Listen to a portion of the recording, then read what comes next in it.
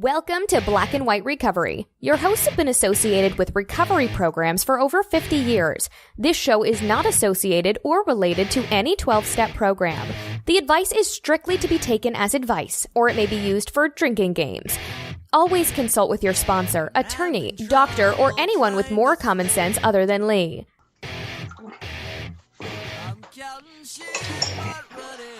No. I'm here. I'm back. Hello. Hello. I just listened to you go to the bathroom. That's unbelievable. Yes. What? It's not. All right, hold on. Let me turn this on. That would be a great start for the show. That would be a great start. I missed it. Oh, we're on? Oh. We're on. Welcome, everybody, to Black and White Recovery. My name's Lee. Well, I hope I can say this about our first episode a couple of weeks ago. It was of all the shows that I have ever launched or produced, it was the most successful first episode I've ever had. Well, that's good news. It's all downhill from here. Well, you would think, right? Like everything from there. So I have waited a whole week to look up Gmail. Like I didn't look at it daily or even weekly, and we realized that the show's 2 weeks late. But I'm going to look for the first time live on air at the email box for blackwhiterecovery@gmail.com. By all means, go ahead and send your emails. And we have no emails. Zero. No hate mail? No hate mail. Well, I guess that's a good thing. I guess.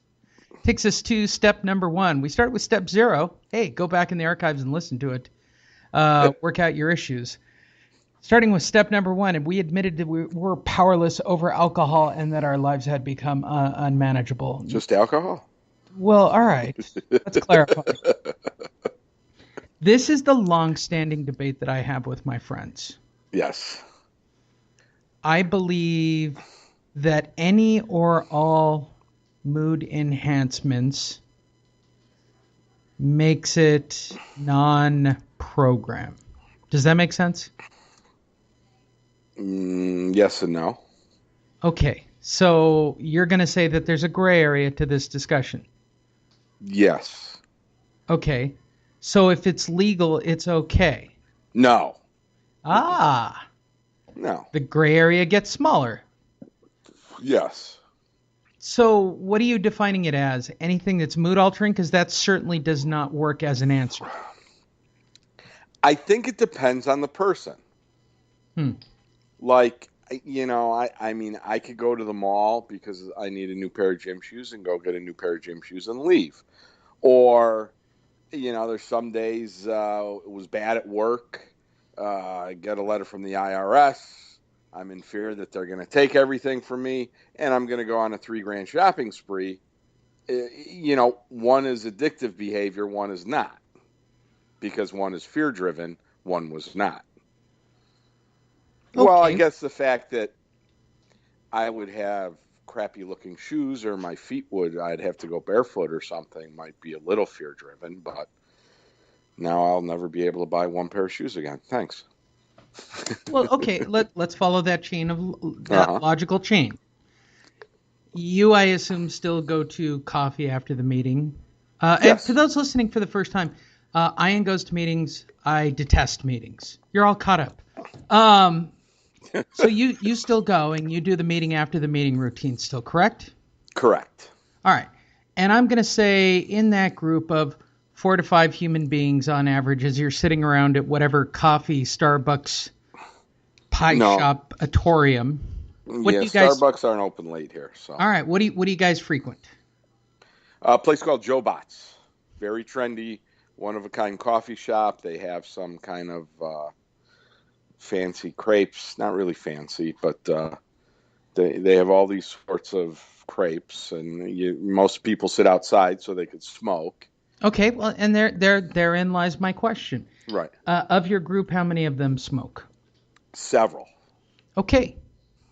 That's addictive behavior. Absolutely. They are not sober. It's, I'm going to play this game. Yeah. I like the game. Because I got a whole list of them because you and I both know for the amount of time that we've been around that we've even heard crazy people say, well, if you're taking medication because you're dual diagnosis, you've relapsed. No. What? I disagree with that. I know. We'll get to that one in time. I don't want to let the cat out of the bag on that one. I disagree strongly with that. I agree. But certainly mood altering, certainly the nicotine is a thing, and it's a stabilizer, and it's being used addictively. So your friends are not sober, by definition. I don't know. I don't smoke anymore. Well, I know they're selfish and self-centered when they expect me to sit out 115-degree weather just so they could smoke instead of sitting inside where it's 72. Yeah. Okay, so we've now determined that your friends who are going to hear this show, you believe that they are self-centered, dare I say even narcissistic, in their attempts to try to kill themselves slowly with carcinogens. Am I using words that people in the program will never understand? Carcinogens? That's a big one. That is a big one, right? All right, let's go simple. You smoke, you're going to die from some kind of evil disease. Right. You're gonna die early because you're going to die early. It's just the way it goes. Right. All right. Well, 7 minutes every cigarette or 7 seconds. So they say. Yeah. I'm okay with that. And I'm going to tell you why I'm okay with that. There's too many people on the planet. I'm kind of with Bill Burr on this. Well, I mean that's why cigarettes are probably still legal. Probably thin the herd. It's part of the big population control conspiracy. Okay, so let's go with conspiracy. Okay. Smoking addiction leads to mood altering, which leads to relapse. That's my theory. But relapsing on what? I mean, I know smokers that haven't drank or done drugs in a long time, but they still smoke like chimneys. Fair. Yeah. But isn't the point of step one to not use anything as a crutch? Correct. I believe so. I mean,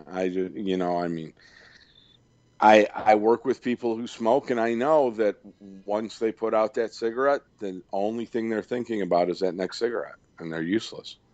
Right. It's just, it's hard to multitask.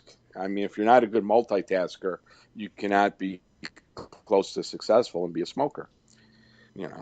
It's a reasonable statement. I mean, right. The concept, for those of you who haven't cracked your 12 and 12 or your big book anytime soon, is this big lofty, who cares to admit defeat, right? Practically none of us, of course. Well, right. Actually, I don't have an issue with it. I am Charlie Brown in real life, so I'm okay with this. This wasn't like the hardest part of the program. Who's Peppermint Patty? Exactly the person you think it would be in my life. Right. And she does it very well, I might add. So step one revolves around this concept of being totally defeated and understanding that you've become a slave to something.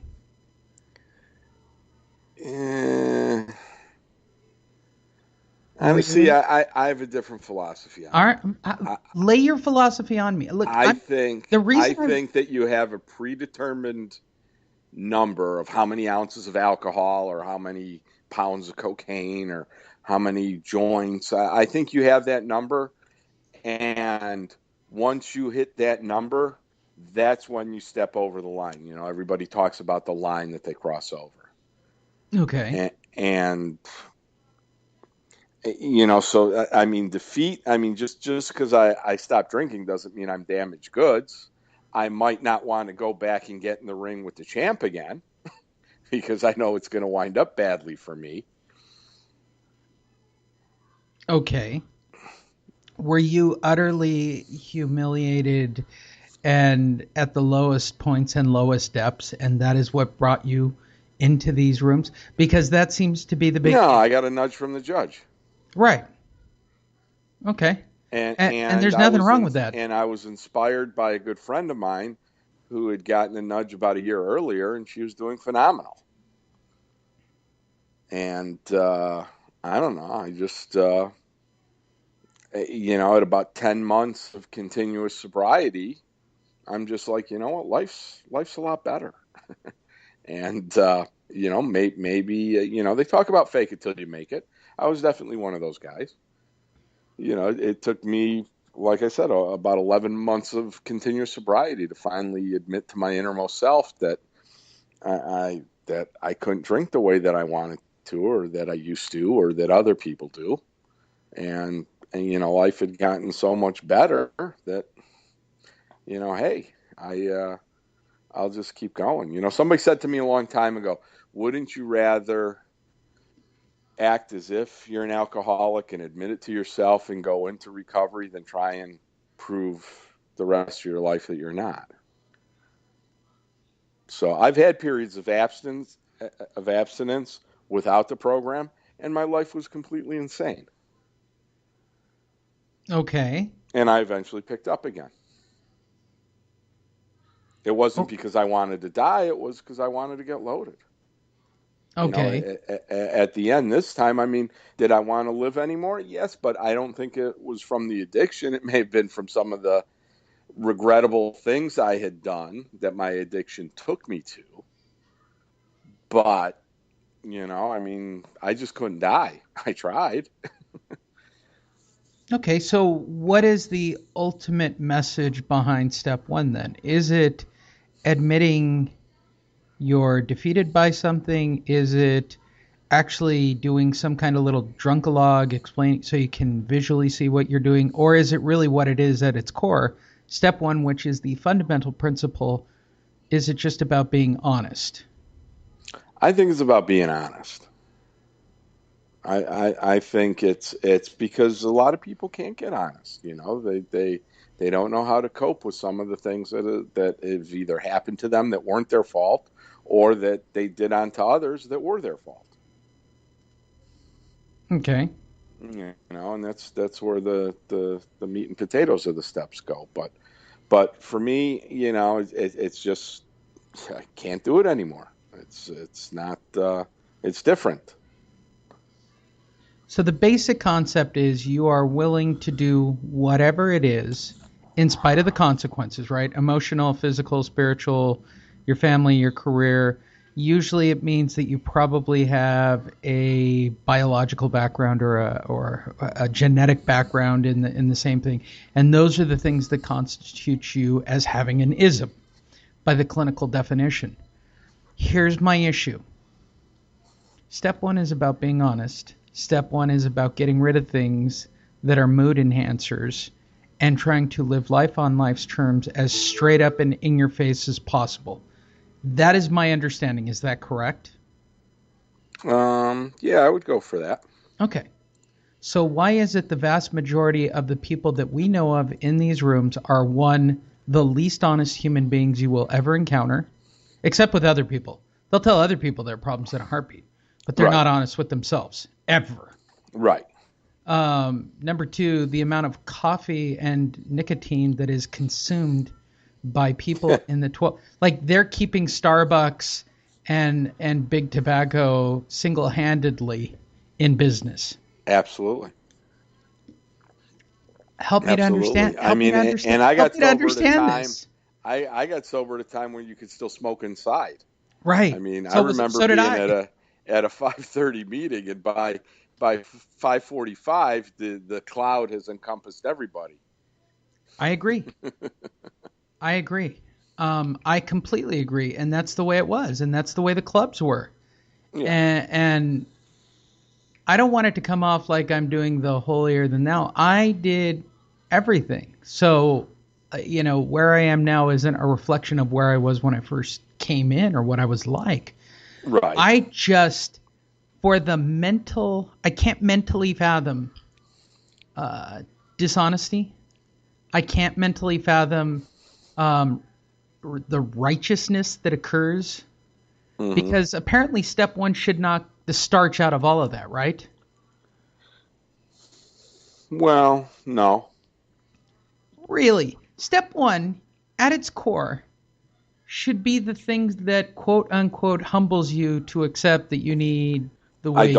I don't like my life. Right. I'm out of answers. I'm out of angles. I need a plan. Right. Yeah. Right. Yeah. I agree. I'm glad that my plan just didn't include, a carton of cigarettes every other day.